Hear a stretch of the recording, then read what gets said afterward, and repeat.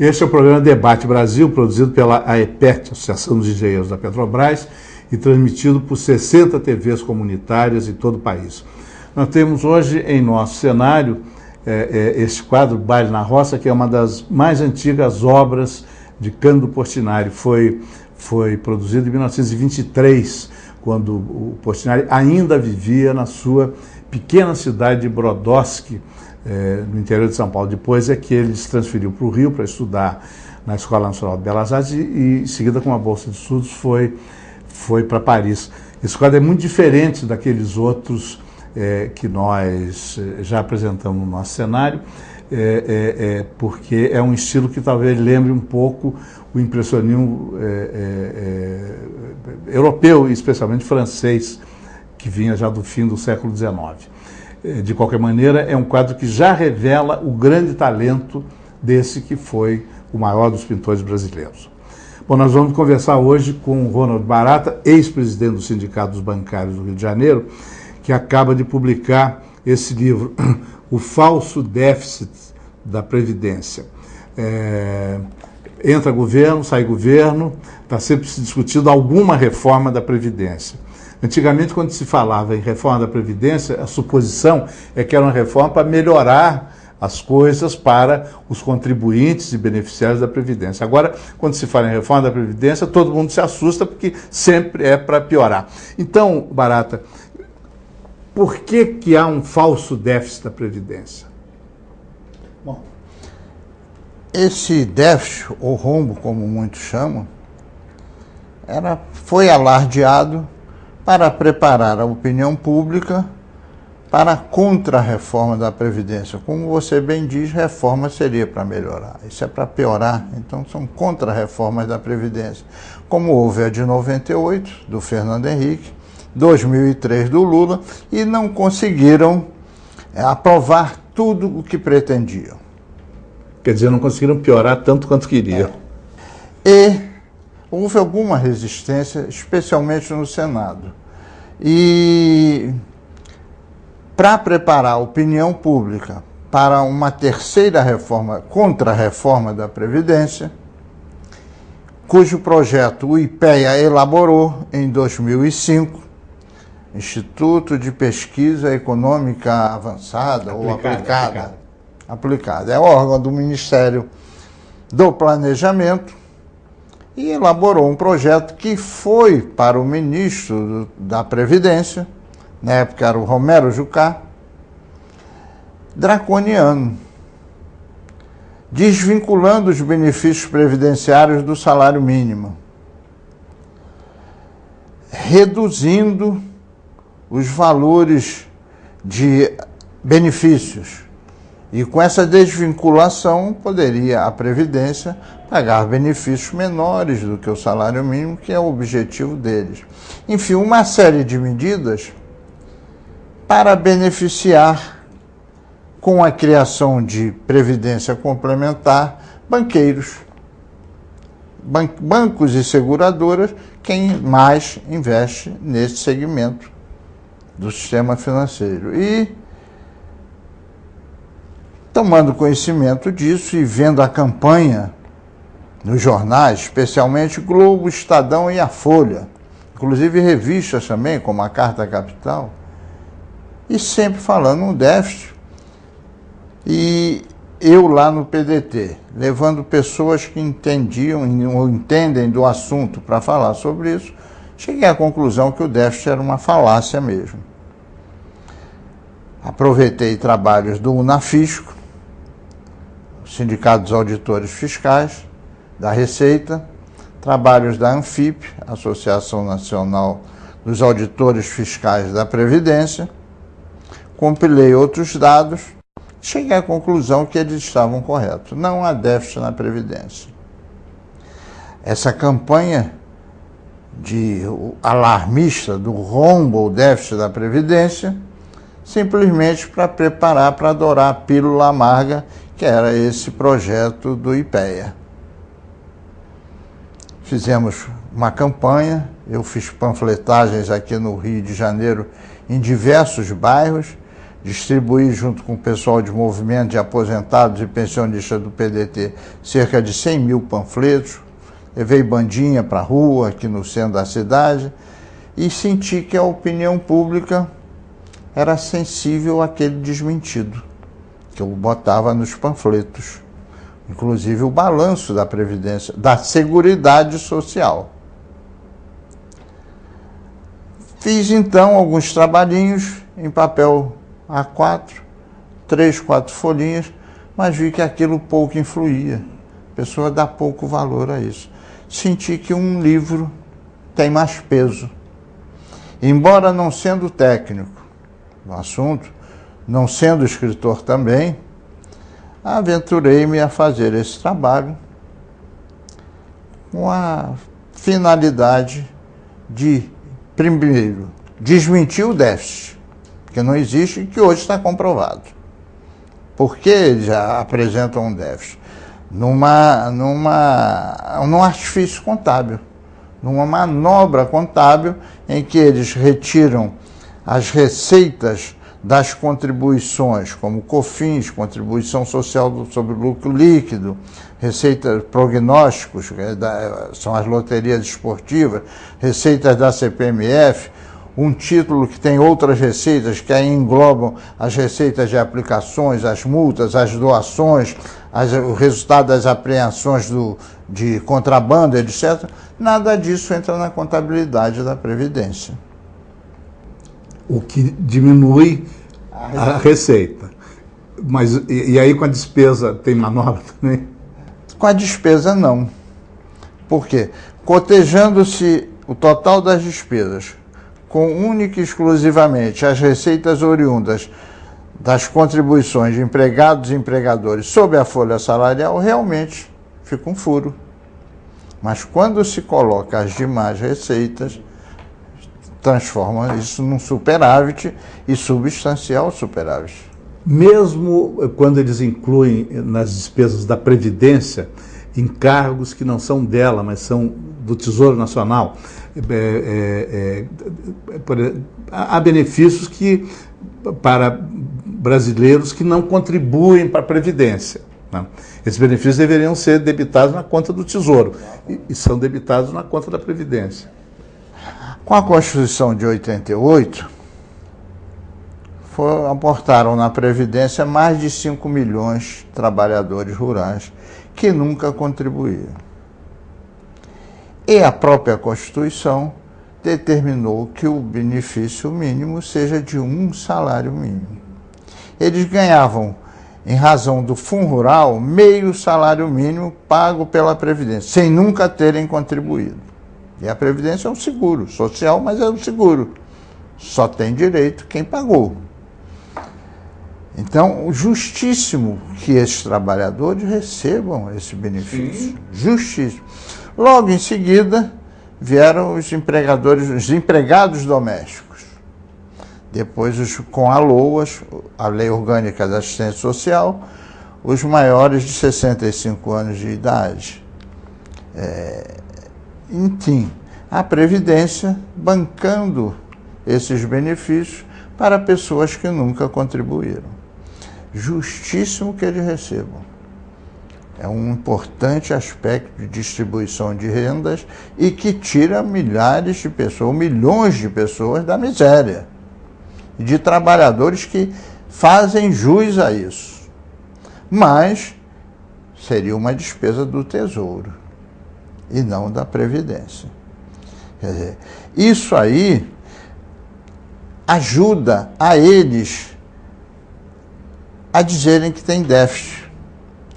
Mas mesmo com esses pagamentos, se nós juntarmos as receitas das contribuições sociais, não há déficit, mesmo se pagando isso. Felizmente agora o governo, depois de uma forte campanha de algumas entidades de aposentados, alguns parlamentares, como o Paulo Paim, o Sérgio Miranda, lá de Minas, do PDT, e um trabalho que se fez no Congresso, o próprio PDT assumiu essa briga, E o Lula agora diz que vai contabilizar corretamente, que as despesas dos rurais vão ser levadas ao Tesouro. É um passo. Acho que é bom, mas deviam levar de todos. Além disso, o que causa o déficit, déficit entre aspas, que eles alegam, são os desvios de quantias vultosas da Previdência para o Tesouro e vai parar no Banco Central. E vai fazer parte do famoso superávit primário. Exatamente. Que paga a dívida pública. Os juros da dívida pública. Sim. Então, tem a tal de DRU, Desvinculação de Receitas da União, que começou em 1999, uma contribuição para um tal de FEF, Fundo de Estabilização Fiscal, se não me engano o nome. Desviava-se da Seguridade, esses 20% dessas receitas. Bom, só que não ia para nenhum equilíbrio fiscal, nem coisa nenhuma. Comprovou-se depois que havia despesas palacianas que eram pagas com esses recursos. Festas, jantares, recepções, flores, etc. Quer dizer, o trabalhador de salário mínimo está pagando a festança. E depois foi renovado para 2003, com vigência até este ano, 2007. Esses 20% que eles levam da Seguridade Social, da CPMF, da COFINS, da Contribuição Social sobre o Lucro Líquido, vão para o Tesouro, né? E são somas vultosas. Eu, de memória, não tenho aqui guardado, mas está aí nesse trabalho a que você se referiu, são bilhões e bilhões de reais. Só que não ficam só nesses 20%, vão além.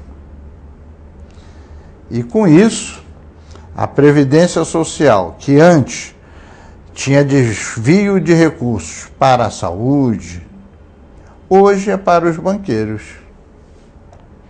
Isso que vai se vencer no final deste ano, o governo já está investindo e conseguindo formar uma maioria no Congresso para aprovar a prorrogação dessa desvinculação. E a CPMF, que também vence agora este ano, eles vão prorrogar e se tornará, ao invés de contribuição provisória, em contribuição permanente. A sorte deles é que é a mesma letra. A letra P serve para provisório, serve para permanente. Facilitou, né? Facilitou. Então, essas receitas da Seguridade, e o artigo, se não me engano, 195 da Constituição, determina que a Seguridade Social tenha o seu orçamento conjunto dos 3 elementos que compõem a Seguridade: a assistência social, a saúde e a previdência. Ora, se o orçamento é conjunto, é óbvio que o balanço tem que ser a mesma coisa. Então, não se pode fazer um balanço só da previdência. Tem que ser da Seguridade. E eles fazem só da previdência para não incluir esses recursos das contribuições, ficar apenas a receita das folhas salariais, e aí dá realmente um déficit. Nós vamos ter que fazer um intervalo agora, mas eu já queria deixar a próxima pergunta.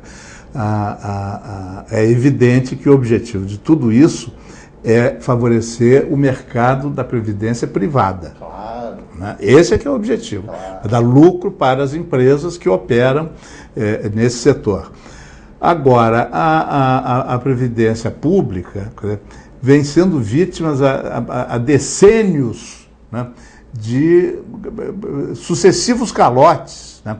Ela, por exemplo, financiou boa parte da construção de Brasília, né? Contribuições que o governo era obrigado a fazer pela legislação da época nunca foram recolhidas, nunca foram pagas, né? Agora, com trabalhos inclusive como o seu, essas coisas começam a ficar esclarecidas, né? Então a pergunta que eu deixo para depois do intervalo é a seguinte: como deveria ser conduzida a Previdência Social pública no Brasil? Até já.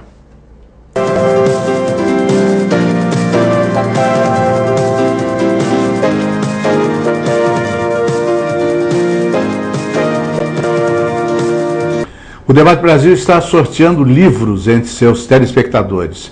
Se você está assistindo a esse programa, pode disputar o sorteio deste livro, O Falso Déficit da Previdência, de Ronald Barata, líder sindical que estuda essa questão há muitos anos.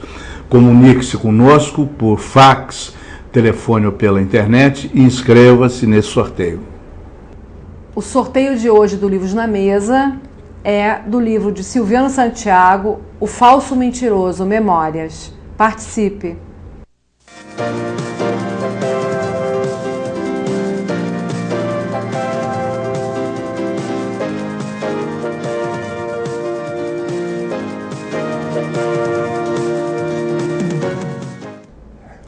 Este é o programa Debate Brasil, produzido pela AEPET, Associação dos Engenheiros da Petrobras, e transmitido por 60 TVs comunitárias em todo o país.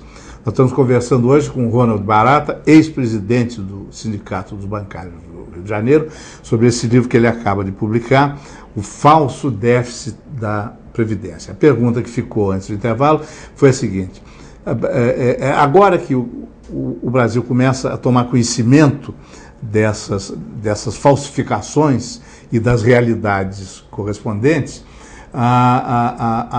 como é que se deveria conduzir a previdência social pública no Brasil em benefício dos trabalhadores e seus contribuintes? Desde o tempo dos IAPs, os Institutos de Aposentadoria e Pensões, sempre houve desvios da Previdência, dos recursos da Previdência. Financiou, em grande parte, a construção de Brasília. Posteriormente, foram os recursos do INPS, ainda não era INSS, foi o resultado da fusão dos IAPs, e aí financiou a construção da Ponte Rio-Niterói. Desviaram recursos também para a construção da Transamazônica, para a hidrelétrica de Itaipu, enfim, e muitas outras coisas. E apesar disso, a Previdência, até meados mais ou menos da década de 80, sempre gozou de uma folga de caixa muito grande. Só que essa sobra de caixa, ao invés de se investir, foi dilapidada. Dessa forma e de outras, né? A corrupção, tremendos golpes contra os cofres da Previdência são draconianos. Mas houve uma fase que isso não pôde ser executado. Foi na vigência da Lei Orgânica da Previdência Social, cujo número eu não me lembro. Foi uma lei quando o sindicalismo era muito atuante, chegando a criar o CGT, que muita gente pensava que era a CGT, o Comando Geral dos Trabalhadores, não era a Central Geral dos Trabalhadores, e o Jango, que tinha uma afinidade muito grande com o movimento social, ele articulou para que nessa lei, que o Juscelino Kubitschek sancionou, fosse colocado lá um dispositivo obrigando a que as gestões dos IAPs fossem colegiadas. Nessa lei, a Previdência era unificada em direitos e deveres, mas as administrações eram separadas, IAPB, IAPM, IAPC, IAPTEC, etc., né? Mas sempre com gestões colegiadas, representantes de empregados, empregadores e governo. E impediu-se essa prática. A Revolução acabou com isso. Acharam que isso era demagogia e que os representantes dos trabalhadores iam malbaratar os recursos da Previdência, ou por corrupção ou por incompetência, mas a verdade é que esses institutos separados, tinham dos bancários, dos industriários, dos comerciários, dos transportes de cargas, né, dos servidores do Estado, né, a Previdência, na época, funcionava muito melhor. Por exemplo, você é bancário, o hospital dos bancários no Rio de Janeiro era o melhor hospital do Brasil. É o hospital padrão. Não é só isso. Nós tínhamos uma assistência médica decente, boa, Havia vários hospitais, não era só o da Lagoa dos bancários, na época era o Hospital dos Bancários. Comprou-se aquilo da Sul América, que construiu aquele hospital que não funcionava, e a PB foi lá e comprou. Havia outros, o IAPETEC ali em Bom Sucesso, o Cardoso Fontes em Jacarepaguá, o dos comerciários em Ipanema e por aí afora. Então a Previdência... Sim, e no Brasil inteiro. Eu estou citando exemplo do Rio de Janeiro que eu conheci. Bom, e ainda tinha mais. Fazia-se empréstimos simples. O trabalhador estava enforcado, ia lá com um juro simbólico. Tinha um plano habitacional em que o trabalhador só ia pagar a prestação, começar a pagar a prestação depois de estar morando. Tinha o SANDU, Assistência Médica Domiciliar de Urgência. Tinha o SAPS, que fornecia alimentação aos trabalhadores a preços bem módicos, e redes de armazéns para também fornecer mantimentos a preços módicos. Tudo isso acabou. E como é que hoje não se faz nada disso? A contribuição ou a alíquota de contribuição aumentou o percentual e dá déficit. Não dá. Mas então, a gestão colegiada, para mim, deveria ser bandeira dos trabalhadores. Estranha-me muito que os sindicatos, os organismos de aposentados, associações, federações, etc., partidos políticos, nenhum deles toque nesse assunto. É igual o caso da Convenção 158 da OIT, que a falta dela também reflete na Previdência, a rotatividade de mão de obra. A Unicamp fez um levantamento, são 10 milhões de trabalhadores anualmente demitidos para que sejam admitidos com salários menores. Isso é um baque nos recursos da Previdência, a contribuição diminui. E estranho que essa Convenção 158 da Organização Internacional do Trabalho, que foi aprovada por um decreto legislativo aqui de 1992, já que o Brasil foi subscritor dessa convenção, em 1992 o decreto legislativo é aprovado, condição para que ela entrasse em vigor, e só foi publicado no Diário Oficial em 96. A aprovação foi em 92. 92. E esconderam na gaveta durante 4 anos. E por quê? Essa convenção, ela impede que haja demissões imotivadas, só por justa causa. Ou então tem que negociar com o sindicato. A empresa está em dificuldade, vão negociar com o sindicato dos trabalhadores formas de demissão. Quem vai primeiro? Os solteiros mais novos, enfim, quem tem dependentes fica por último ou nem chega a ir. Bem, essa convenção, em 96, depois de publicada, eu a usei para alguns empregados bancários do Banerj fossem reintegrados, que tinham sido demitidos. Eu fui utilizar esse instrumento, que vigorou por muito pouco tempo, porque logo depois o Fernando Henrique manobrou e conseguiu suspender os efeitos dessa convenção no Supremo Tribunal. Mas então me estranha que o movimento sindical não brigue pela vigência dessa convenção. Como me estranha que eles não briguem pela gestão colegiada nos organismos da Previdência Social. E pior, isso está sacramentado no artigo 10 da Constituição de 1988. Diz lá que onde houver interesses trabalhistas ou previdenciários, os trabalhadores devem ser representados. E o artigo 1º da lei, tem aí no livro, agora eu não me lembro o nome, a lei que normatiza os benefícios da Previdência. E também no artigo 1º fala nisso, na gestão colegiada. Impediria que o governo que não contribui gere sozinho essa montanha de dinheiro e faça o que bem que entender. Então, acho que o movimento sindical, os organismos de aposentados, algum partido político tem que sensibilizar por isso. Eu vejo, por exemplo, agora o PDT, o partido a que eu pertenço, com muita tristeza, eu vi o partido e fazer parte de uma coligação com outros 10 partidos para apoio ao governo Lula, que tem sido caótico. Não só na Previdência, como nos outros direitos trabalhistas. Nós tínhamos até 95 5 formas de contrato de trabalho, hoje são 18. Tudo para burlar direito dos trabalhadores. Foi Lula que começou? Não. Mas ele aprofundou quando devia ter acabado.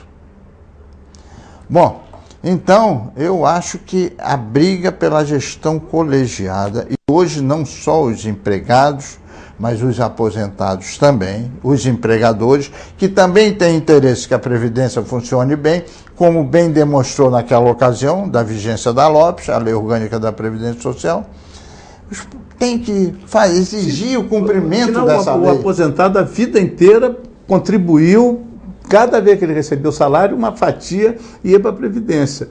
Aí ele não tem nenhuma ingerência na administração desse dinheiro que saiu do bolso dele, e cada vez que inventa uma reforma é contra ele. É contra ele. Contra o trabalhador ativo, porque esses, já, como eu, nós já estamos recebendo. Agora, os que estão na expectativa, olha, não sei como vai ser isso não, com esse fator previdenciário que o Fernando Henrique inventou, que o Lula mantém, e que o IBGE todo ano aumenta a expectativa de vida, com um cálculo do fator previdenciário que reduz drasticamente o valor do benefício de aposentadoria, leva a que o trabalhador permaneça mais tempo na ativa para poder ter um valor justo de aposentadoria.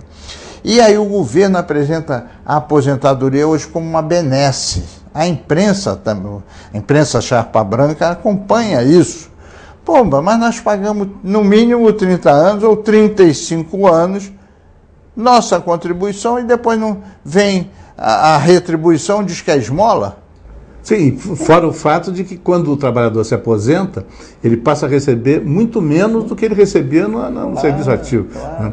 E houve uma época em que alguém aí de um desses governos, né, um desses sábios, entre aspas, assim, não, mas aí o sujeito já está com os filhos criados, a despesa dele é menor. Ele já foi verificar a conta da farmácia da senhora mãe dele? Se fosse com a mãe dele, ele não ia gostar, mas como é dos outros... E o IBGE já comprovou que a inflação para o aposentado é muito maior. É muito maior, né? É muito maior. Eu, por exemplo, estou vindo ali de uma drogaria agora. Os remédios sempre têm uma elevaçãozinha. E o gasto com remédio não é só com remédio, aí o sujeito vai para fisioterapia, um monte de coisa que surge de coluna, de coisas aí. Enfim, tem despesas médicas muito grandes. Além do que, com esse desemprego que há hoje, que dizem que é de 10,2%, mas que o DIEESE apura e chega a quase 19%, os aposentados estão sustentando muitas famílias, de pessoas de filhos que não conseguem emprego, etc. Isso nos leva a uma outra questão que interfere diretamente com o desempenho da Previdência. Com a economia estagnada, no ano passado só cresceu menos que o Brasil no continente americano, o Haiti, que é um país paupérrimo. Quer dizer, este ano também, 2006. 2005, 2006 se repetiu. A evolução do PIB em 2006 foi de apenas 2,9%. E o próprio esse IPEA que você citou já prevê que 2007 não vai ser muito diferente. Então, aquela promessa de 5%, que já era uma promessa modestíssima, né? Argentina, mais de 7%, Venezuela, quase 10%, a China, 10%. Cuba, 11% ou 12%. Pois é. Então, com essa estagnação econômica, diminui as oportunidades de emprego. Né? E aí, cada vez que o aposentado tem que prolongar sua permanência no serviço ativo, ele está tirando a chance de um jovem ter o seu primeiro emprego. Como é que você encara essa questão do baixo, do nulo crescimento da economia brasileira? Bom, nós estamos governados hoje, na economia, por um banqueiro. É o presidente do Banco Central, que era o presidente do Banco de Boston, presidente internacional, não no Brasil. E que está lá para quê? Para beneficiar o trabalhador ou a categoria dele, de banqueiros? Então nós estamos sendo governados, e pior, ele foi anunciado em 2002, no final de 2002, quando o Lula ainda não havia tomado posse, mas já estava eleito. Ele foi anunciado quando o Lula saiu de uma entrevista com Bush. Foi anunciado em Washington que ele viria a ser o presidente do Banco Central. Ele tinha sido eleito deputado pelo PSDB. Renunciou ao mandato para assumir a presidência do Banco Central, em cuja diretoria, banco em cuja diretoria só tem o banqueiro ou representante de banqueiros, e que formam o Copom. Então, tem que beneficiar o seu segmento. Dane-se o trabalhador, as atividades produtivas também são sacrificadíssimas, com esses juros elevadíssimo, além da abertura de forma indiscriminada das nossas fronteiras para ingresso de produtos aqui de países que têm ou uma mão de obra super explorada e podem vender mais barato, ou tecnologia muito avançada. Esses produtos entram aqui e estão fechando uma série de empresas. Aqui no Rio, se nós formos a São Cristóvão, e eu passo por lá de vez em quando, Jacarezinho, onde havia um número imenso de indústrias, a gente vê tudo fechado. Então, não é só a permanência do trabalhador mais tempo na ativa, já podendo se aposentar, mas principalmente acho que o modestíssimo crescimento econômico, como você bem disse, só ficou à frente do Haiti, país que está em guerra civil, um país onde nasceu de ex-escravos, uma população de ex-escravos, viveu sob ditaduras durante décadas e décadas, depois deixou de ser colônia, e nós hoje só estamos à frente, estamos atrás da Bolívia, do Paraguai, das Guianas. Isso é uma vergonha para um país riquíssimo, uma extensão territorial dessa, e aí nós permitimos que o que seja explorado como nióbio, que vá para os Estados Unidos e a gente aqui fica chupando o dedo.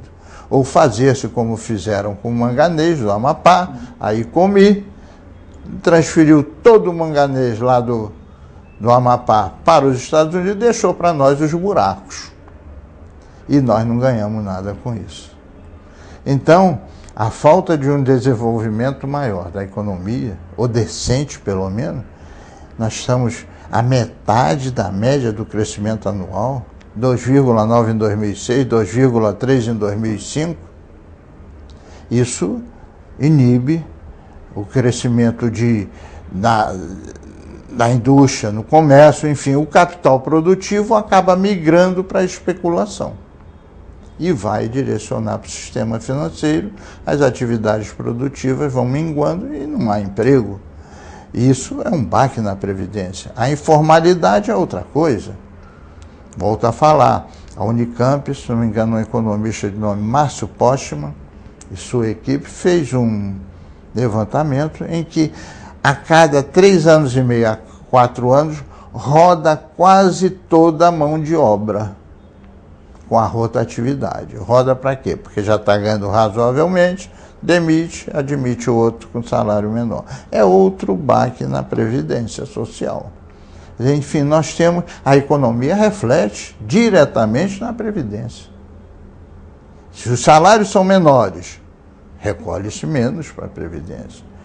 Se a informalidade é grande, como hoje é, não tem Previdência, não tem fundo de garantia, não tem nada. Também influi na Previdência Social. E o desemprego, né? Enfim, A Previdência, apesar disso tudo, sobrevive com superávit, é rapinada, o governo administra a seu bel prazer, pega os recursos da Previdência e agora, com a criação do Receitão, piorou para a Previdência. Porque, no meu entendimento, a Previdência é social, é pública, não é estatal. Tem que ser gerida não pelo Estado, mas por quem contribui para ela. E pode vir o Estado também, que deve fazer parte. Então, ela deve ser gerida por quem realmente paga ou pagou. E hoje recebe uma retribuição pelo que pagou. O governo fazer isso que vem fazendo, reduzindo benefícios, achatando de uma forma draconiana, quando ele pega os proventos acima de um salário mínimo e dá um percentual diferente do salário mínimo. A cada ano engrossa o número de aposentados e pensionistas que são apenas com um salário mínimo, que já é defasadíssimo. Então, toda a economia reflete diretamente na Previdência, não é só uma questão de gestão, que é importante, né? Mas a economia também. Mas nossa economia, infelizmente, está sendo tutelada por um banqueiro internacional que é, ou era na época, hoje eu não sei se é ainda, o segundo maior credor do Brasil. É quem vai administrar os juros do Brasil. Obrigado.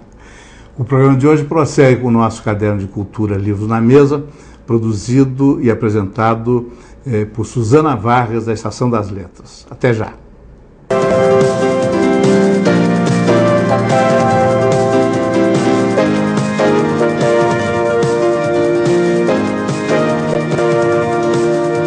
O Debate Brasil está sorteando livros entre seus telespectadores. Se você está assistindo a esse programa, pode disputar o sorteio deste livro, O Falso Déficit da Previdência, de Ronald Barata, líder sindical que estuda essa questão há muitos anos. Comunique-se conosco por fax, telefone ou pela internet e inscreva-se nesse sorteio. O sorteio de hoje do Livros na Mesa é do livro de Silviano Santiago, O Falso Mentiroso, Memórias. Participe!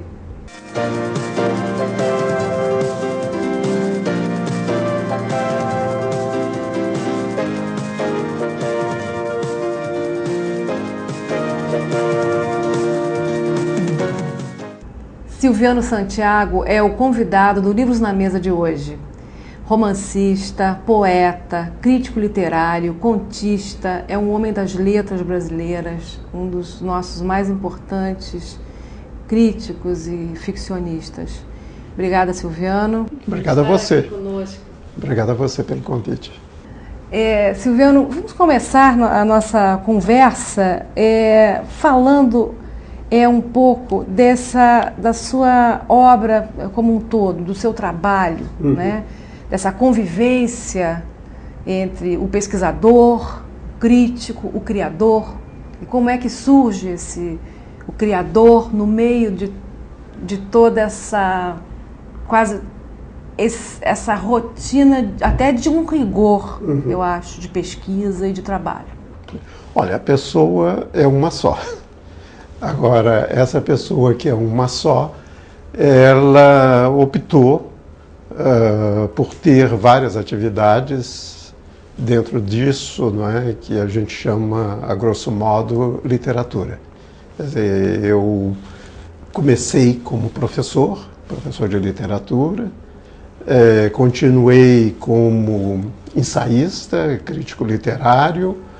Adiante, eu achei que eu deveria me enveredar pela ficção e enveredei pela ficção, com muito medo de ser considerado mais professor do que ficcionista, mais ensaísta do que professor. No início, né, a gente fica muito paranoico. Em seguida, comecei a trabalhar em poesia, continuei meus escritos ensaísticos, e mais eu me dou conta de que a questão intelectual, para mim, é a delimitação de um espaço. Sabe assim como esses animais selvagens delimitam, os tigres, por exemplo, delimitam aquele espaço de atuação dele? Eu delimitei também esse espaço, eu percebi que eu fui delimitando esse espaço de atuação, que é um espaço reflexivo, que é um espaço dramático, que é um espaço opinativo, que é um espaço de atitudes, de amizades e assim por diante. E dentro desse espaço é que há uma opção por um determinado gênero. Pode ser um gênero ensaístico, um gênero ficcional, um gênero poético e assim por diante. Quer dizer, então nesse espaço, esse espaço é um pouco anárquico e ao mesmo tempo um pouco autoritário. Você sabe que todo intelectual ele tem que afirmar o seu próprio pensamento, as suas próprias ideias, porque senão ele deixa de ser um intelectual. Entende? É um pouco anárquico e bastante autoritário, por assim dizer. Né? Quer dizer, o intelectual é como em maio de 68, é a imaginação no poder. É isso. É o único valor nosso, porque senão um historiador pode fazer o nosso trabalho melhor. Um sociólogo também, um economista também. Agora, o que nós temos é essa capacidade de trabalhar com a imaginação, com a ficção, com o pensamento, etc., e de fazer uma intervenção na atualidade. Porque, no fundo, esse espaço meu é um espaço de interrogação sobre a atualidade. Mas não é um espaço de interrogação a partir, por exemplo, do material de que se vale um jornalista, de que se vale um historiador, um economista, etc. Ou seja, ele não é empírico. A ficção, não é? A ficção é uma mentira, com todas as aspas, não é? A ficção é uma determinada invenção sua. E ela é sensacional, e é uma pena hoje, até eu diria, que o documentário esteja tão em moda. Porque a ficção tem um poder extraordinário de intervenção. Por exemplo, não existe no Brasil uma mulher que seja presidente. Por quê? É uma sociedade patriarcal, machista, insuportável. Na ficção, de repente, eu posso imaginar o que seria um Brasil governado por uma mulher. Eu posso imaginar o que seria o Brasil governado por um negro, por exemplo, por um afro-brasileiro. Entende? Isso é que é extraordinário. Agora, um historiador não pode fazer isso. Ele estaria fazendo o quê? Ficção. Entende? E nós não. Nós esquecemos de que nós temos esse grande valor. Nós podemos sair à frente e imaginar como é que seriam as coisas. E caso isso tenha um grande poder, há um poder de influência enorme. Um poder de influência enorme. Então é dessa forma que a pessoa é uma, mas as atividades são muitas e todas coordenadas por uma determinada visão de mundo, né? Que isso é muito importante. Eu acho que todo intelectual tem de ter uma visão de mundo. Silviano, mas no seu caso, e de alguns poucos eu considero, é uma ousadia, né? Você, é como pular os muros da universidade, é um pouco, eu considero um pouco uma ousadia. Não é? Claro, porque é uma camisa de força que tende a aprisionar você em alguns guetos ali dentro da própria universidade. Quando eu publiquei em Liberdade em 1980, eu publiquei aquele livro porque eu estava com vergonha de ser escritor sendo professor. Entende? Porque, sabe, as pessoas dizem, não, ele é um professorzinho da PUC, até um grande amigo meu dizia isso, é um professorzinho da PUC. Entende? Tendem a rotular, né? Tentem a rotular, tentem a não querer. Agora, exatamente o que eu achei que eu fiz no Romance em Liberdade, se as pessoas não souberem, né, é um diário falso, né, um diário falso de Graciliano Ramos, é exatamente a ficção, a imaginação no poder, entende? Nós todos conhecemos o trabalho extraordinário de Graciliano Ramos, Memórias do Cárcere. O filme de Nelson Pereira dos Santos, também notável filme, popularizou a obra, etc. Agora, no entanto, nós não sabemos o que aconteceu com Graciliano Ramos no momento em que ele deixou o cárcere. Ou seja, no momento em que você é preso pela ditadura Vargas, marginalizado, não é? Sofrendo problemas enormes na sua família, né? Os filhos dispersos, a mulher, a esposa, né? Vindo de repente para o Rio de Janeiro e aqui perdida, etc. A relação de Graciliano com os pares, que tinham medo um pouco com um comunista, como é que eu vou me aproximar de um comunista, etc., que está saindo da prisão. Relações de trabalho Relações perdidas. de trabalho, falta de dinheiro, etc. Quer dizer, e então o que eu fiz? Eu falei assim, por que não escrever um diário falso de Graciliano Ramos em que ele contaria o que aconteceu com ele nos momentos em que ele ganhou a liberdade, com todas as aspas, né? Porque ainda não era o momento. E então, o que eu acho extraordinário, que era, sabe assim, da minha perspectiva, desculpa eu usar a palavra extraordinário, mas o que eu acho interessante é que era um comentário sobre a situação que nós estávamos vivendo na década de 80. Quer dizer, então é isso que eu acho importante na ficção, é que você fale da atualidade, nem sempre falando diretamente da atualidade, por um desvio, entende? Quer dizer, os guerrilheiros, né, de 64 estavam regressando ao país, Gabeira e Sirquis à frente, etc. E ali estava, não é, uma reflexão sobre o que é a liberdade em países ditatoriais. E dessa maneira, então, é uma reflexão, a meu ver, sobre o quê? É uma intervenção no momento em que se sai da ditadura, né, no caso, a ditadura militar de 64, como é que as pessoas começam a organizar a vida em liberdade. Daí o título. Começa a organizar a vida em liberdade. E o romance seguinte, Stella Manhattan, que eu acho que é um díptico... São os dois que projetaram sua ficção, que né? me projetaram a ficção. O Em Liberdade, inclusive, me deu um jabuti na época, né? E é sobre a liberação. Que, quer dizer, o homem e o homem novo.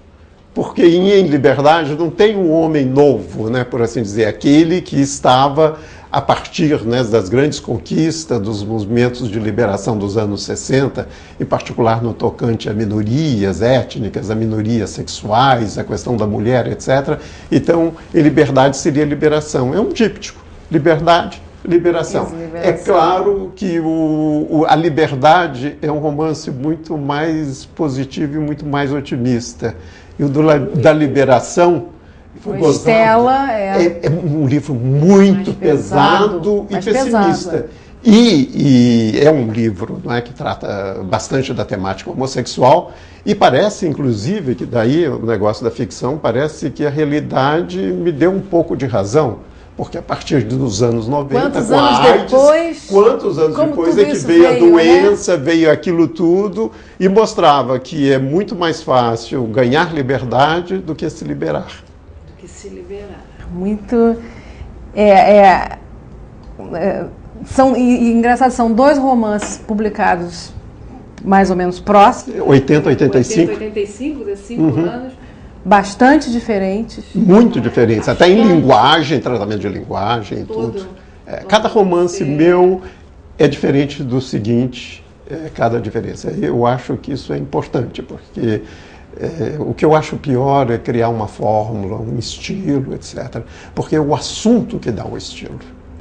Mas tem como uma constante na ficção, na sua ficção, que talvez seja produto dessa pesquisa que você faz. Você é um pesquisador.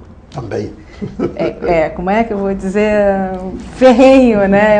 E com rigor de pesquisa muito grande, enfim, muito arguto.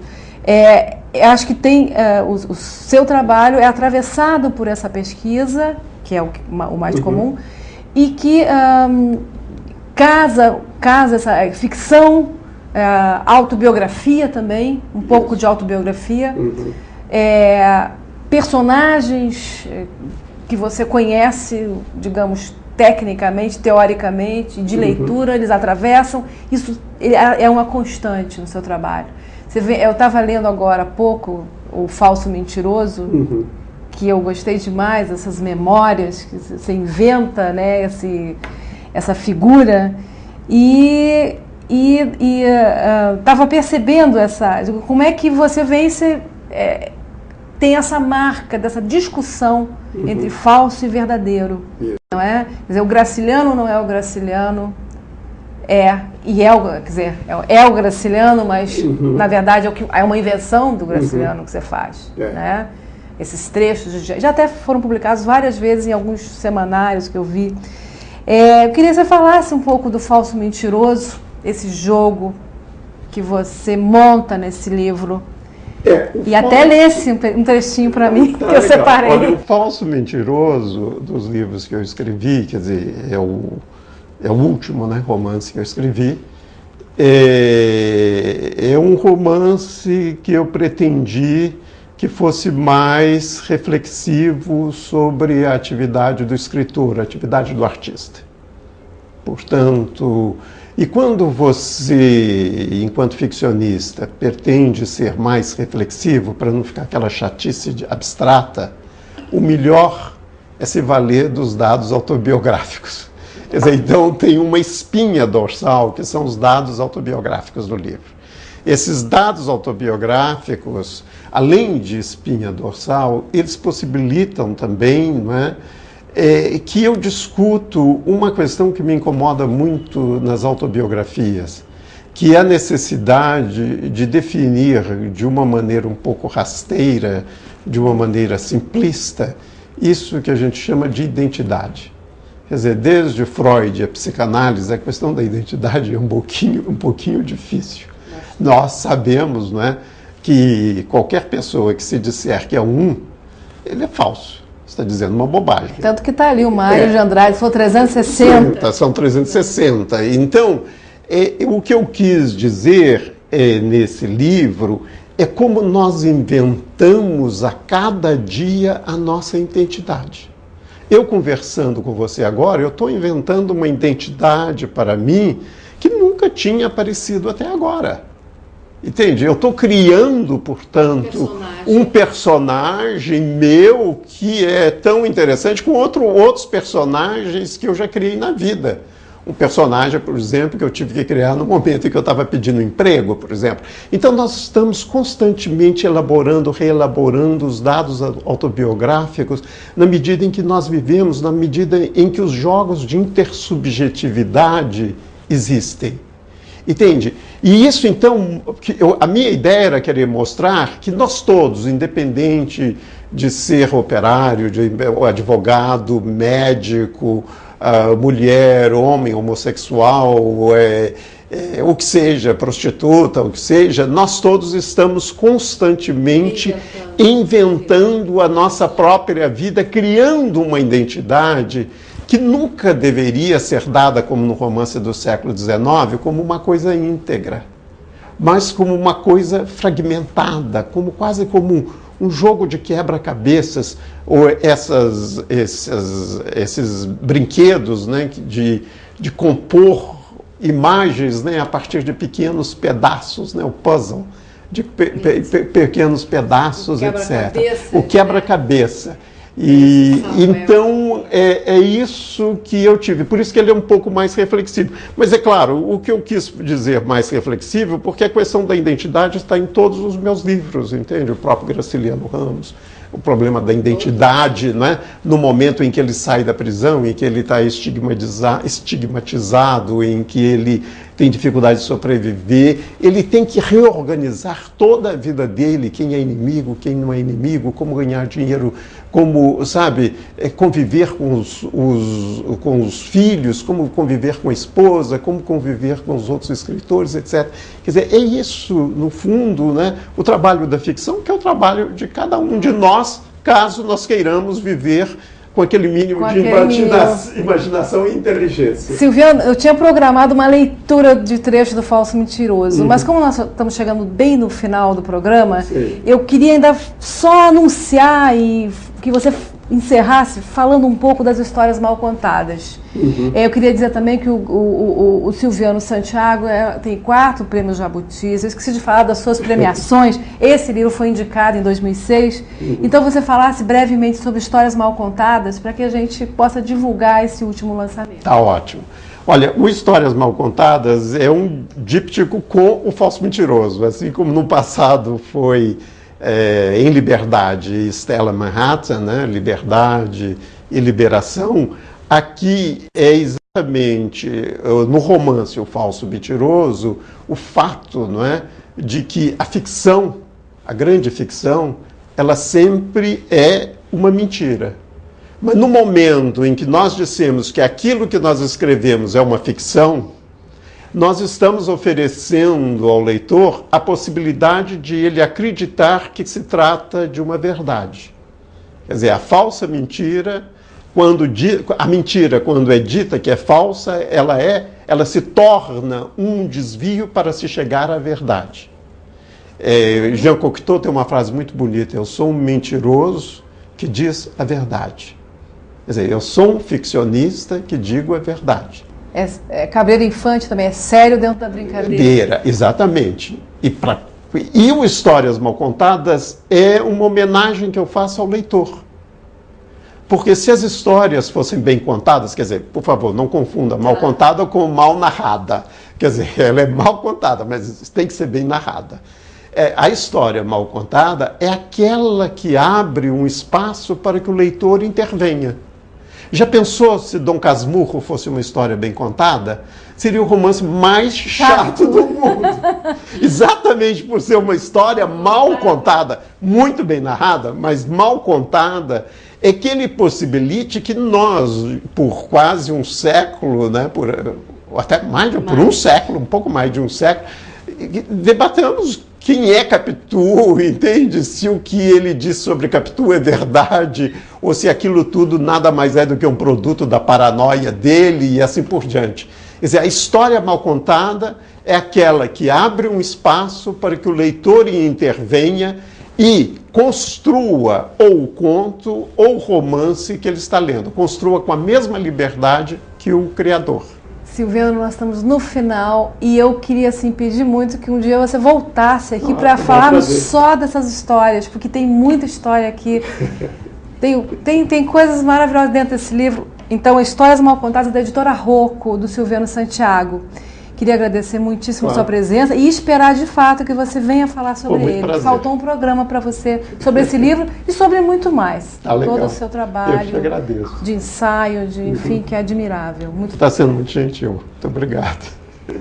Este foi o Silviano Santiago para o Livros na Mesa.